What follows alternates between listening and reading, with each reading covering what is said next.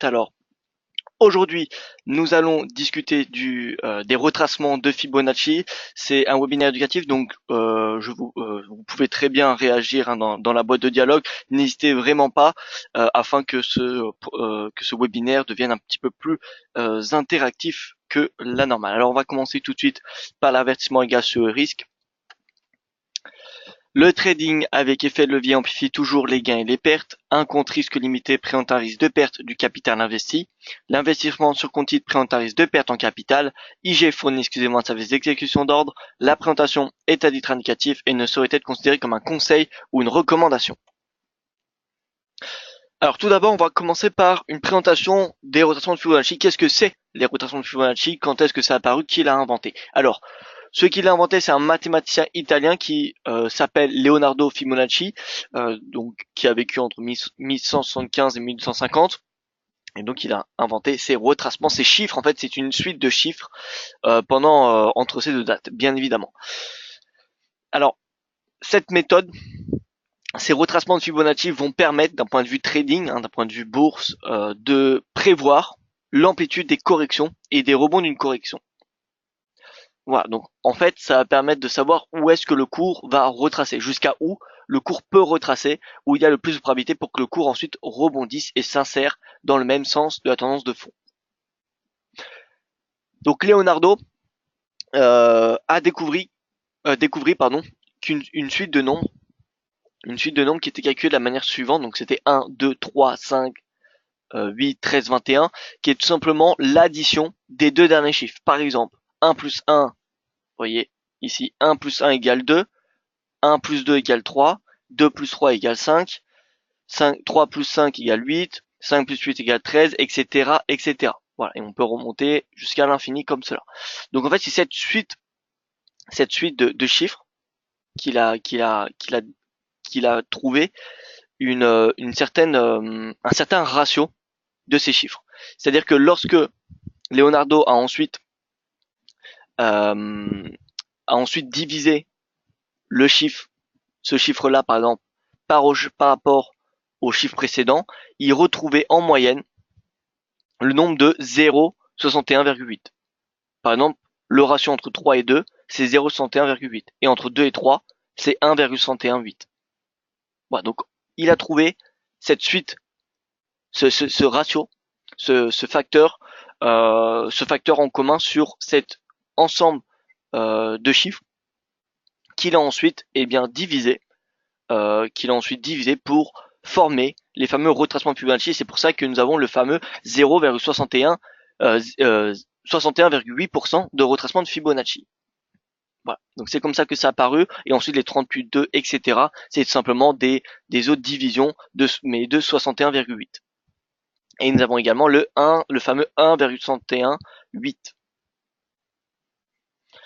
Donc voilà, donc c'est cela les retracements de Fibonacci, ça vient de cette suite de nombres que maintenant vous allez pouvoir connaître, hein, c'est tout simple, hein, 1 et 1 et ensuite vous faites l'addition à chaque dernier chiffre. Donc 1 plus 2, 3, 2 plus 3, 5, 3 plus 5, 8, etc., etc. Et lorsque vous faites le facteur entre 3 et 2, vous retrouvez en général un facteur de 0,61,8, donc 3 ou 2 ou même 5, 3, etc., etc. C'est pour l'ensemble des chiffres. Et quand vous faites l'inverse, c'est-à-dire le facteur entre le 3 face au 5, vous retrouvez un facteur de 1,61,8. Alors bonsoir à vous François Hoffman. L'utilisation des retracements de Fibonacci. Maintenant, après la théorie, nous passons à la pratique. Alors l'utilisation, c'est très simple. Comme je l'ai dit au début, ça permet de repérer les creux et les sommets d'une tendance. Donc pour cela, nous allons tout d'abord tracer les retracements grâce au creux et au sommet de la tendance avec les 5 niveaux de Fibonacci. Bien évidemment, il n'est pas utilisable tout seul. Ces retracements à eux tout seuls ne suffisent pas pour une stratégie de trading, bien qu'ils soient particulièrement efficaces parce qu'ils sont très populaires et donc sont utilisés par une grande majorité des traders et même des institutionnels. Donc forcément, si vous avez une indication qui coïncide avec celle des institutionnels, eh bien, il y a plus de chances que le cours réagisse sur ce niveau de prix. C'est comme un peu la moyenne mobile à 200 jours. Vous savez que la moyenne mobile à 200 jours, c'est la moyenne mobile la plus connue, la plus réputée et qui est la plus utilisée dans le monde professionnel du trading, de la spéculation. Et c'est pour cela que sur la moyenne mobile à 200 jours, nous avons généralement, c'est la moyenne mobile où il y a le plus, entre guillemets, de turbulence, de rebond sur cette moyenne mobile. Voilà, donc les retracements à eux tout seuls ne suffisent pas. Faut bien évidemment avoir d'autres signaux, comme par exemple une ligne de tendance ou un breakout. Donc nous allons voir ça dans un petit instant sur la plateforme de trading. Alors, on va ouvrir un graphique vierge. Nous allons nous mettre sur l'euro-dollar. L'euro-dollar, on va tout supprimer. Voilà, donc je vais garder ces indicateurs-là, si vous me permettez. Et on va tracer les retracements de Fibonacci. Donc on va prendre le creux, on prend le sommet, et là on peut voir qu'on a des niveaux. Alors moi j'utilise que 3 niveaux de Fibonacci, 38,2, 50 et le fameux 61,8. Maintenant, c'est également possible d'utiliser les 23,6 et les 70. Alors ils ont été supprimés. Alors on va l'ajouter. Alors comment on va ajouter comment est-ce qu'on fait pour ajouter alors on va le faire.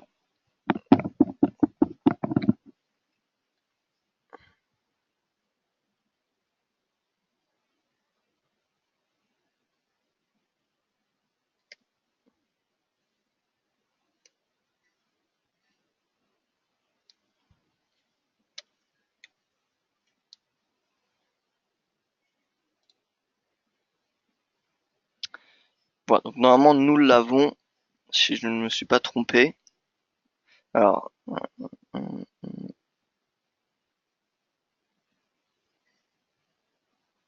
oui, c'est bon. Donc là, nous avons tous les retracements de Fibonacci. On peut voir que on a tracé avec le creux et le sommet.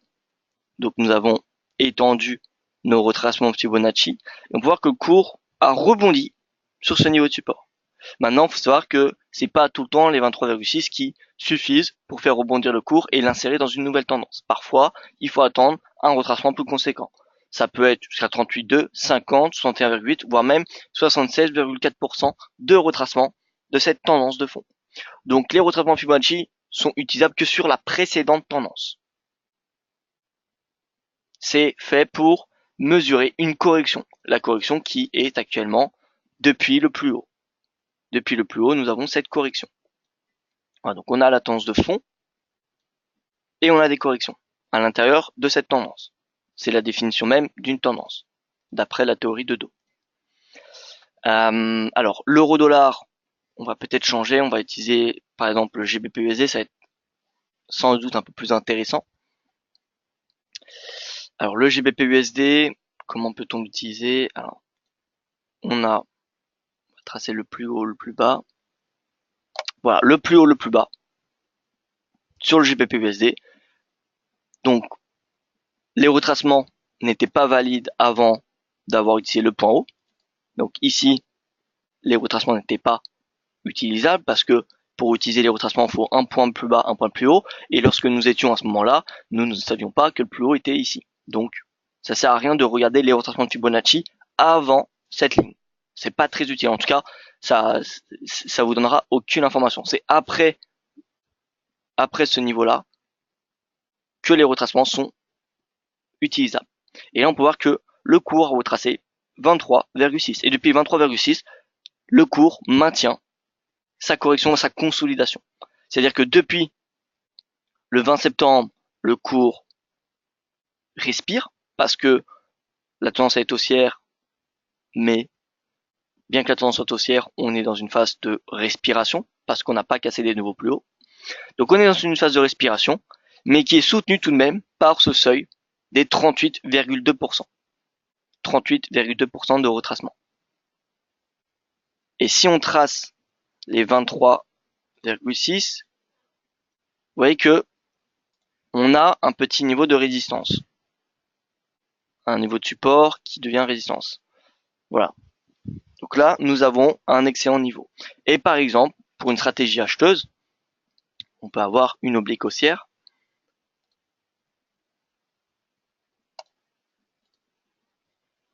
Voilà, nous avons une oblique haussière qui coïncide avec les retracements à peu près ici, donc c'est pas au pips près, hein, mais vous voyez, vous comprenez l'idée, c'est qu'on a une ligne de tendance plus le cours qui est sur le retracement sur un seuil majeur, ce seuil 38,2 comme 23,6 ou 50 ou comme 61,8 sont des seuils où le cours a des chances de rebondir pour s'insérer de nouveau dans la tendance de fond. Donc, on a déjà l'oblique, on est sur l'oblique à peu près, hein, pas au pips près, mais c'est à peu près, plus sur support. Donc là, on avait un signal d'achat, par exemple. On va essayer sur une autre paire de devises pour voir le maximum d'exemples. Si vous avez des questions, honnêtement, n'hésitez vraiment pas à les partager, hein, ça sera bénéfique pour tous les participants. Alors,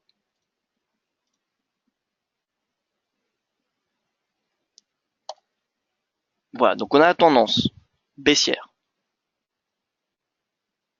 On a la tendance baissière. On a eu un retracement de 38,2 qui n'a pas suffi pour réinsérer le cours dans la tendance de fond, comme on peut le constater. Le cours, au lieu d'être rejeté sous cette résistance, eh bien, il l'a traversé. Mais par contre, les 50%, on peut voir que ça fait office de résistance.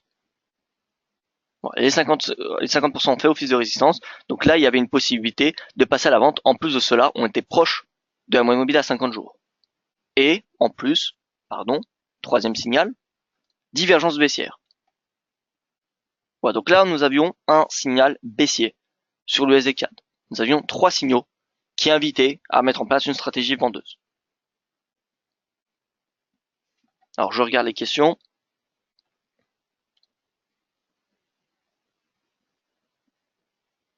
Alors, 2 points de rebond sur des niveaux de Fibonacci suffisent pour définir une ligne de tendance. Alors non, Philippe, après ça dépend, parce qu'on a des lignes de tendance purement techniques et on a des lignes de tendance dites, alors attention, à prendre avec des pincettes, mais dites psychologiques. C'est-à-dire que si vous tracez une ligne de tendance qui vient attraper tous les plus bas depuis le début de l'année, c'est la ligne de tendance qui matérialise la tendance haussière ou baissière, ça dépend de l'orientation, depuis le début de l'année. Donc là, il y a quand même un biais psychologique. Ça veut dire que si le cours casse cette ligne de tendance, on aura une cassure de la tendance en place depuis le début de l'année. Maintenant, si on parle d'un point de vue purement technique, 2 points, vous pouvez trouver n'importe où. 2 points, ça se trouve, il y a une infinité si vous utilisez que 2 points, il y a une infinité de droites que vous pouvez tracer sur les cours. Donc 2, ce n'est pas suffisant. 2, ça va permettre de tracer. 3, ça va vous permettre de valider l'utilisation de cette oblique. Comme par exemple, encore une fois, la UDUSD, on le regarde. La UDUSD, alors non, on ne l'a pas fait ensemble, hein, mais regardez la UDUSD. Là, on a un très bon niveau. Donc je prends le plus haut, le plus bas. Alors, on va se mettre en hebdomadaire parce que c'est un peu loin. Voilà, donc prix de clôture. Donc là, on a pris les prix de clôture. Hein. Et vous pouvez voir 2 points de contact. Donc là, c'est tous les points de clôture les plus bas depuis le début de l'année 2016. Et là, on peut voir rebond. Et donc là, on a un signal haussier. Mais bon, on n'est pas encore dans les Fibonacci, donc on va insérer Fibonacci pour voir si nous avons un signal. Journalier. Et là, donc 38,2 qui a fait office de support quelques instants. Les 50 sont encore un petit peu plus bas, donc je dirais qu'il y a une marge de progression encore exploitable. Donc là, USD pourrait encore baisser. D'ailleurs, j'ai écrit un article sur dailyfx.fr il y a de cela une petite heure, donc je vous invite à le lire si vous ne l'avez pas lu. Mais attention, mes niveaux, j'ai l'impression qu'ils sont pas bien tracés. Alors si, ça c'est la ligne de tendance, pardon. Ça c'est la ligne de tendance. Donc oui, les niveaux sont assez bien tracés. Donc, pour répondre à votre question, Philippe, des niveaux de Fibonacci suffisent pour définir 2 points de rebond sur des niveaux de Fibonacci. Alors, 2 points de rebond sur des niveaux de Fibonacci. Alors, je dirais que 2 points de rebond ne suffisent pas pour tracer une tendance. Maintenant, sur des niveaux de Fibonacci, de toute façon, les niveaux de Fibonacci, vous avez besoin que de 2 points pour les tracer. Le plus bas et le plus haut. Une fois que vous avez utilisé ces 2 points, vous n'avez pas besoin d'un troisième point pour les tracer. Parce que c'est le point le plus haut d'une tendance. Que ce soit la hausse ou à la baisse. Hein. Et ensuite, nous avons les extensions de Fibonacci. Les extensions que nous allons voir ça tout de suite et qui sont peu connues par les spéculateurs et qui vont permettre d'établir des prises de bénéfices, des objectifs, tout simplement. Regardez par exemple, on va se mettre sur des indices boursiers. Sur le CAC, par exemple. Le CAC, on se met en hebdomadaire. Alors, on se met en hebdomadaire. Déjà, on va utiliser Fibonacci. On voyez qu'il y a que le cours entre le plus bas de 2011, donc là on a eu la crise européenne, 2011-2015, on peut voir que le cours a retracé 50%. Et à 50%, on a eu un double bottom, et donc après un signal aussi. Voilà, maintenant, donc ça c'est les retracements. Maintenant on va utiliser les extensions de Fibonacci. Les extensions, ça va permettre d'avoir des seuils où le cours pourrait être rejeté, pourrait rentrer dans une phase de consolidation. Voilà. À ne pas confondre avec les retracements. Les retracements, ça va permettre d'avoir des objectifs, des niveaux, des seuils sur les niveaux de retracement, sur les phases de correction. Alors que les extensions vont permettre d'avoir des objectifs sur la tendance de fond. Donc là, on a la tendance de fond qui est haussière. À les extensions, vous devez sélectionner ensuite le plus bas de la correction. Et ensuite, vous allez avoir des objectifs haussiers. Et les objectifs, après, ça fait appel à la théorie des vagues d'Elliott. Je ne sais pas si vous connaissez cela, mais en fait, les vagues d'Elliott dit que la deuxième vague impulsive est au moins supérieure que la première vague. Donc si on considère que celle-ci est la première vague, alors là je n'ai pas fait mon décompte elliotiste, donc ça pourrait très bien être celle-ci, cette première vague, mais partons du principe que celle-ci, cette vague-là est la première vague. C'est vraiment un exemple, ne faites pas attention, je vous donne pas un signal haussier pour viser 6482. Là c'est vraiment juste pour l'image, pour la compréhension. Partons du principe que celle-ci c'est la première vague. Là on a une vague de correction. Et bien la deuxième vague, en théorie, devrait être au moins aussi longue que cette première vague, et donc représenter au moins 100% de cette tendance. Et donc si vous reportez 100% de cette tendance, mince, voilà.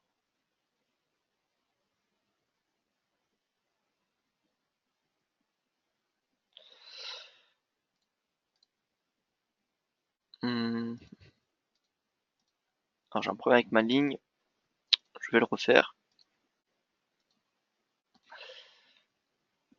Donc on va le faire à peu près. Tac. Voilà, on a à peu près cette longueur. Et si on la reporte, cette longueur, depuis le point bas de la correction, nous avons 100%.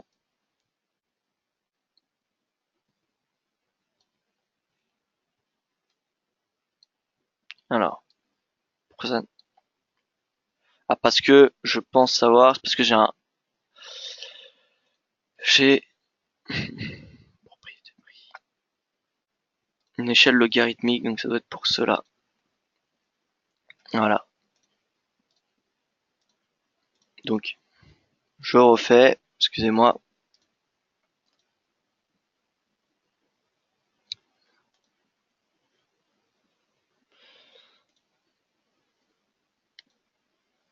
Donc le plus bas, le plus haut.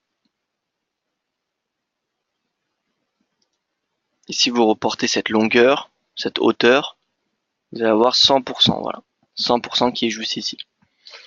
Donc là, ça va vous permettre d'avoir des objectifs. C'est-à-dire qu'à 100%, en théorie, il y a de fortes chances qu'il y ait une phase de consolidation, une prise de bénéfice. Et si ce n'est pas 100%, théoriquement, il y a de fortes chances pour que ce soit 161,8. Ce fameux 1,61,8 qu'on a vu dans le PowerPoint. Voilà. Donc, à ne pas confondre les retracements et les extensions. Retracement pour avoir des seuils sur les phases de retracement, de consolidation, de respiration, vous appelez ça comme vous avez envie. Et les extensions va permettre d'avoir des objectifs pour la reprise de la tendance haussière, pour la deuxième impulsion haussière de la tendance. Ces extensions sont beaucoup utilisées par le marché, donc ça peut être vraiment utile de les utiliser pour avoir des prises, des objectifs. Alors attention, Ces Fibonacci ne sont pas très utilisables, je pense, sur du très court terme. C'est-à-dire que sur un graphique 15 minutes, c'est peu probable qu'il soit très efficace. Maintenant, comme vous savez, plus vous allez sur des unités de temps faibles, courtes, et plus les signaux donnés par les indicateurs, par l'analyse technique, sont moins fiables. Voilà, ça c'est d'un point de vue général. Hein. Voilà, il y a peut-être des exceptions, mais c'est vraiment d'un point de vue général. Plus vous avez un signal qui est sur une unité de temps longue, plus le signal va être important. Alors justement, Fibonacci est bien placé que si les niveaux sont travaillés par les prix, pas forcément Philippe, pas forcément par exemple, oui c'est mieux, forcément c'est mieux si le prix travaille ces zones, mais il suffit d'un point le plus haut, d'un point le plus faible pour utiliser ces zones, pour tracer Fibonacci. On n'a pas besoin que le cours travaille longtemps la zone de support ou la zone de résistance. Bien évidemment c'est mieux, mais bon, c'est pas tout, ce n'est pas tout le temps le cas. Alors là par exemple, nous allons se mettre sur le CAC 40. Alors, on va se mettre sur un graphique plutôt vierge. France. Voilà, le CAC 40 avec un graphique vierge, à part mes indicateurs techniques. Et là, si on utilise Fibonacci, on peut voir que le cours a retracé pile poil 50%. Donc ce n'est pas une coïncidence parce que la mèche ici, elle vient chercher, elle vient chercher, enfin elle est nulle part. Hein, 5267, regardez, plus bas 5265, 5265, vous m'expliquerez le lien psychologique ou le lien technique que représente ce chiffre. À part ces 50% de Fibonacci, ça ne représente pas grand chose d'autre. Voilà, donc ces retraitements de Fibonacci sont particulièrement intéressants, surtout sur une unité de temps journalière. Surtout sur une unité de temps journalière. Parce que ces Fibonacci sont utilisés par les institutionnels. Les institutionnels sont majoritairement sur une unité de temps moyenne, voire longue, comme du H4 ou daily. Donc, forcément, si vous faites la même chose, vous aurez à peu près les mêmes signaux. Bon, bien évidemment, vous n'avez pas les mêmes stratégies que les institutionnels. Personne n'a les stratégies exactes des institutionnels, mais voilà, vous aurez les niveaux importants. Voilà. Donc pour le CAC 40, voire 50%. Et là, en théorie, en théorie, nous aurons un objectif. Si nous considérons que là, nous avons fait le point bas, l'objectif haussier serait aux alentours, vous voyez, du plus haut de pré-crise 2017. Donc ça coïncide assez bien avec le plus haut de pré-crise 2017 plus donc l'objectif à 161,8%, c'est aux alentours des 6155. Voilà. Donc là, deux niveaux qui invitent à la prise de bénéfices. Les extensions et le plus haut pré-crise 2017, qui est un niveau de résistance, bien évidemment. Alors je regarde s'il y a des questions. Extension 161%, surtout, oui Philippe, l'extension c'est surtout 161. 100% c'est simplement par rapport à la théorie des vagues d'Elliott qui indique que la deuxième vague d'impulsion est au moins plus grande que la première. Donc si elle est au moins plus grande, c'est-à-dire qu'elle est au moins supérieure à 100% de la précédente. Voilà, donc c'est un des niveaux intéressants 100%, mais celui qui est à garder dans un coin de la tête, c'est vraiment 161,8%.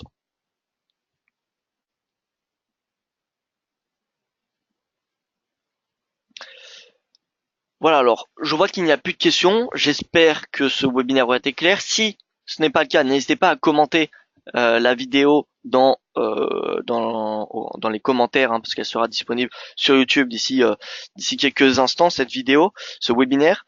Et sinon, vous pouvez me joindre hein, par email à valentin.offrand@ig.com. Alors j'ai une dernière question. D'accord, merci. Maintenant, si on veut hedger un niveau de Fibonacci, c'est possible avec quel stop? Alors, comment ça? Est-ce que vous pouvez développer votre question, s'il vous plaît, Philippe? Ce hedger, donc ce hedger, c'est se protéger. Le hedging, déjà, pour vous dire, c'est assez compliqué de. Le hedging, c'est vraiment une stratégie qui est assez complexe. Donc voilà. Et si vous pouvez éviter le hedging, ça sera beaucoup mieux. Alors, si on veut se hedger sur un niveau de Fibonacci, alors. Hedger, le hedging, donc protection hein, en anglais. Si vous voulez vous hedger.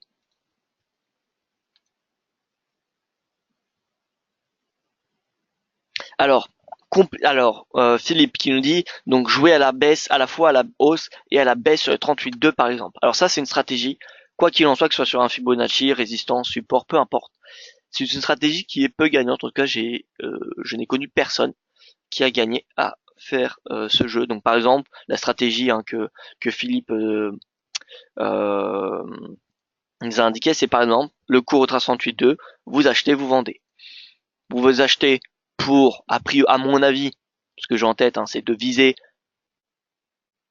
des nouveaux sommets et de vendre en même temps pour viser un précédent niveau de Fibonacci.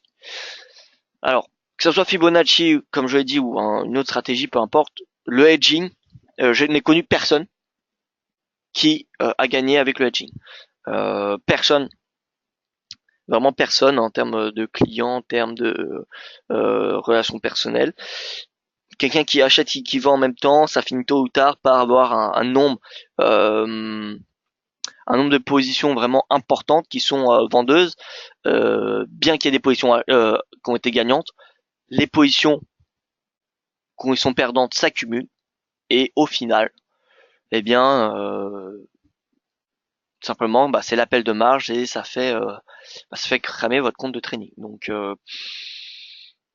voilà, ce n'est pas du tout conseillé. Moi, je ne vous conseillerais pas d'acheter et de vendre un actif en même temps, parce que déjà, d'un point de vue d'analyse, ça ne veut rien dire. Parce que si vous achetez, vous vendez en même temps, c'est quoi votre analyse? Est-ce que vous êtes haussier, vous êtes baissier, vous êtes en consolidation? Qu'est-ce que vous jouez? Vous voyez ce que je veux dire? Donc si vous achetez et vendez en même temps, ce fameux hedging, déjà d'un point de vue rationnel, d'un point de vue analyse, il y a aucune rationalité déjà là-dedans. Ça veut dire que vous êtes ni haussier ni baissier, en fait vous faites les deux, vous êtes haussier et baissier. Donc voilà, j'ai du mal à comprendre déjà acheter et vendre en même temps. Maintenant, si vous achetez pour du long terme et que vous vendez sur du court terme, là c'est une différence. Mais si vous achetez et vendez pour quelques pips, les deux, bon, c'est assez, pour moi c'est assez très risqué et voilà, il n'y a pas vraiment de logique derrière. Non, non, non, pas du tout Philippe. Donc voilà, Philippe qui pensait qu'on pouvait prendre la distance de 50% en stop. Non, pas. Enfin, par exemple, si vous vendez 38,2 et vous prenez un objectif à 50, peut-être, vous allez peut-être être gagnant quelques fois. Honnêtement, c'est possible que vous allez être gagnant. Maintenant, je pense qu'à terme, toutes les stratégies de hedging que j'ai connues et que j'ai entendu parler et les comptes de trading que j'ai vus, eh bien, écoutez, n'ont pas abouti à une stratégie très efficace. Donc euh, alors par contre, les retraitements de Fibo, oui, ça peut être utilisé comme des niveaux de stop. Ça peut être utilisé comme des niveaux de stop. C'est-à-dire que si vous voyez ici, par exemple, un rebond, voire même on avait un actif avant, il y avait alors c'était l'USD CAD. Voilà, l'USD CAD. On revient sur l'USD CAD. Voilà, l'USD CAD, on avait donc cette divergence baissière qui coïncidait avec les 50%. Donc là, on avait trois signaux. On avait la moyenne mobile, les retracements et la divergence baissière. Donc, c'était vraiment possible de mettre un stop. Alors c'est facile à commenter l'histoire, c'est facile, je vous l'accorde, mais là c'est simplement un exemple. Donc vous voyez que 50%, c'était possible du coup avec ces trois niveaux avec ces trois signaux, pardon, de mettre un stop soit au-dessus des 50%, au-dessus du précédent euh, seuil de Fibonacci, ou au-dessus de la moyenne mobile, étant donné que la moyenne mobile était également un signal. Donc voilà, c'était possible de le mettre un petit peu au-dessus des 50%. Donc oui, ça peut être utilisé, étant donné que c'est des seuils qui sont considérés où le cours pourrait rebondir dessus, où il y a plus de chances qu'à normal que le cours rebondisse dessus, c'est possible, c'est tout à fait possible que qu'il soit utilisé comme niveau de limite et de stop. Voilà. C'est comme des niveaux de support résistance. Ces niveaux de support résistance, vous les utilisez pour trader, pour placer votre stop, vos entrées, vos limites, etc., etc. Les Fibonacci, c'est pareil.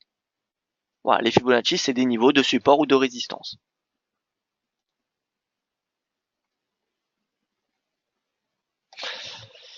Donc voilà, alors je vois qu'il n'y a plus de questions. Je vais attendre encore une petite minute. Si on n'a pas, alors voilà, Philippe. Oui, voilà, merci justement USD4, c'est le cas. Là, on peut hedger. Alors, hedger, non, là, enfin, ça dépend ce que vous appelez hedger. J'ai l'impression que nous n'avons pas la même signification de hedger. Alors, puisqu'on ne sait pas où on va, oui, nous ne savons pas où on va.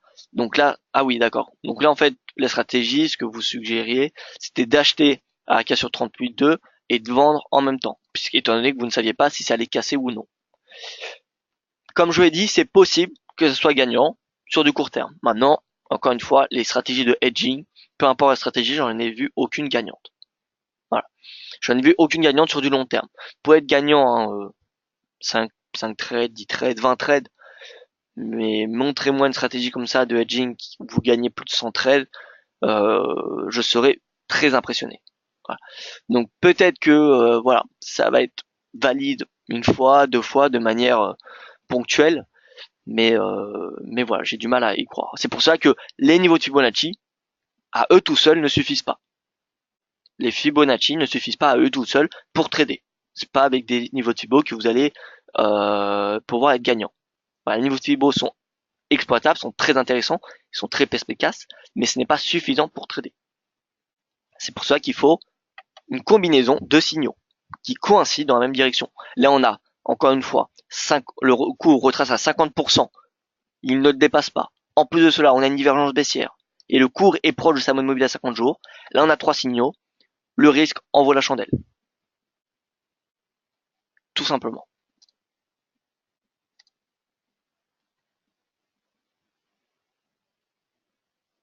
Pourquoi on ne sait pas où on va? Pourquoi? Parce qu'on ne sait pas si le cours va casser ou non. Vous ne pouvez pas savoir, que personne ne peut lire dans l'avenir. Donc et un double top, oui, et un double top. François Hoffman, merci pour cette précision. Oui, en effet, et un double top. Vous voyez. Donc vous voyez juste ici, pour ceux qui ne l'ont pas vu, le double top. Hop, ici. Voilà, et le double top. Merci François Hoffman pour cette précision. Voilà, donc ça fait 4 signaux. 4 signaux, le risque en vaut largement la chandelle, d'un point de vue technique. Donc personne ne sait si 50% vont être brisés, personne ne sait si 38,2 vont être brisés, personne ne sait si 61,8 vont être brisés, personne ne sait même si les 4 signaux que nous avons là vont suffire pour rejeter le cours sous les 50. Personne ne sait, personne ne sait rien, c'est ça la spéculation, c'est ça le trading. Voilà, c'est la spéculation, c'est anticiper. Personne n'a une boule de cristal entre les mains, sinon bon, ça sera assez facile et oui, assez facile, voilà. Alors Philippe me dit, ok, je vais peut-être juste shorter alors 1,2835 avec stop sur 1,2887, à peu près le niveau de 50 de Fibonacci, merci. Alors pourquoi pas? Pourquoi pas 1,2885, donc qui correspond à la moyenne mobile de 100 jours. Si, voilà, accumulez, plus vous aurez de signaux qui iront dans le sens de votre analyse, et plus vous pouvez rentrer dans le marché. C'est-à-dire que si vous avez que les Fibos, si le cours est à 50% et qu'il n'y a rien d'autre, qu'il n'y a aucun autre signal vendeur, posez-vous la question si c'est comment dire, suffisant pour rentrer dans le marché, tout simplement. Maintenant, si vous avez encore une fois la divergence, le double top, la moyenne mobile, plus les 50%, là on a quand même pas mal de facteurs qui, je pense, vaut le coup de rentrer dans le marché et avoir un ratio risque-rendement positif, bien évidemment.